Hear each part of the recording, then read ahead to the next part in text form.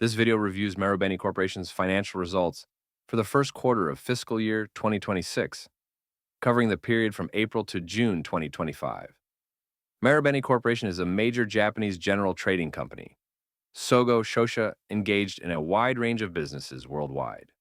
It is one of Japan's top 5 general trading companies, alongside Itochu, Mitsubishi, Mitsui, and Sumitomo. Key factors of first quarter. Net profit for the quarter was 154.4 billion yen, representing an increase of 8% year over year, and this figure is the second highest first quarter net profit in the company's history. It also represents 30% progress toward their full-year net profit forecast of 510 billion yen. Adjusted net profit, which excludes one-time items, was 128 billion yen, a decline of 5 billion yen compared to the same period last year. This represents 28% progress against the full-year forecast of 460 billion yen.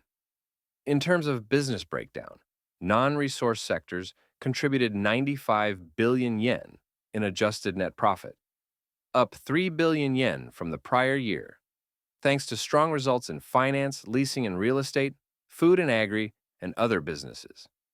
However, the resource sector saw a 7 billion yen decline to 28 billion yen, mainly due to lower profitability in steelmaking coal and iron ore operations as a result of falling commodity prices.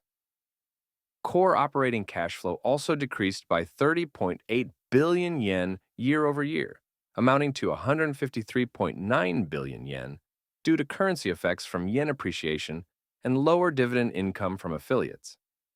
Despite these declines, the company views its overall progress toward full-year financial targets as steady. Like other trading companies, the decline in resource prices and the appreciation of the yen were factors contributing to lower profits.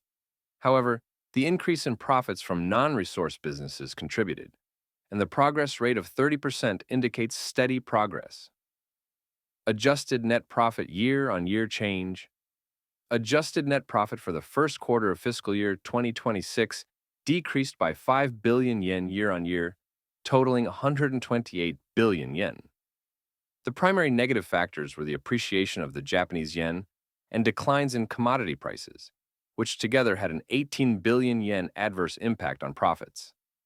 These were partially offset by a 9 billion yen increase from improvements in existing businesses and a 4 billion yen contribution from growth investments made under the GC 2024 and GC 2027 plans.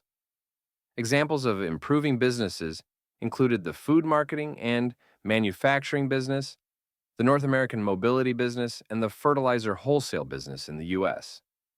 Meanwhile, negative impacts came from the steelmaking coal and iron ore operations, as well as currency translation effects, particularly in USD and AUD-denominated businesses. Despite the overall decline, Marubeni emphasizes that both its business improvement efforts and strategic investments are progressing steadily toward annual goals. Profit by segment. In the first quarter of fiscal year 2026, Marubeni's segment performance showed mixed results. In the food and agribusiness, profit rose by 2 billion yen to 33 billion yen. Although Helena's performance in the U.S. declined due to adverse weather, this was more than offset by profit growth from MacroSource, the food marketing and manufacturing businesses, and other operations. By contrast, the metals and mineral resources segment recorded a significant decline in profit, falling by 8 billion yen to 27 billion yen, primarily due to lower market prices for Australian steelmaking coal and iron ore. Power and infrastructure services also experienced a profit drop of 5 billion yen, ending at 15 billion yen, mainly because earnings at Sunoco in Singapore and Smartest Energy in the UK returned to more normalized levels. The finance, leasing, and real estate business posted a strong profit increase of 7 billion yen year-on-year, reaching 19 billion yen. This growth was driven by higher earnings from Mizuho Leasing in Japan, as well as improved performance in the North American mobility business and the Aircastle aircraft leasing business. Lastly, the aerospace and mobility segment saw its profit decline by 2 billion yen to 11 billion yen, mainly due to reduced earnings from its vessel owning and operating business. As expected, just like other trading companies, the resources segment saw a significant decline in profit due to lower market prices for coal and iron ore, resulting in an overall decrease in earnings. Shareholder returns. Marubeni has raised its total payout ratio target to approximately 40%, reflecting a stronger commitment to returning profits to shareholders. It plans to follow a progressive dividend policy, beginning with an annual dividend of 100 yen per share. In addition to dividends, Marubeni will also carry out flexible share buybacks. For the current fiscal year, the company has already set a share buyback limit of 40 billion yen. Looking ahead, Marubeni aims to continue growing profits and cash flow while enhancing shareholder returns in tandem with its strategic investments. Marubeni concludes its Q1 financial report by reaffirming its intention to pursue growth strategies, even amid an uncertain business environment, to further strengthen its earnings base. Stock price. This is the Japanese yen-based chart. For the last 1 year, the Japanese yen stock price is 3,046 yen as of August 1st, and the US dollar stock price is $202.81 as of August 1.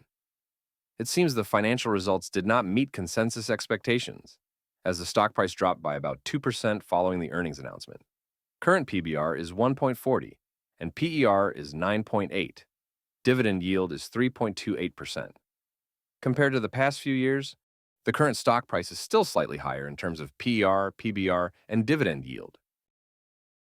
Conclusion. As seen with other trading companies, the resource segment struggled, particularly in coal and iron ore, leading to a drag on earnings. However, non-resource businesses, especially in finance, real estate, food, and mobility, performed well and helped offset some of the negative impacts. Marubeni also reinforced its shareholder return policy through higher payout targets and share buybacks, reflecting confidence in long-term growth. Overall, the first quarter results were solid,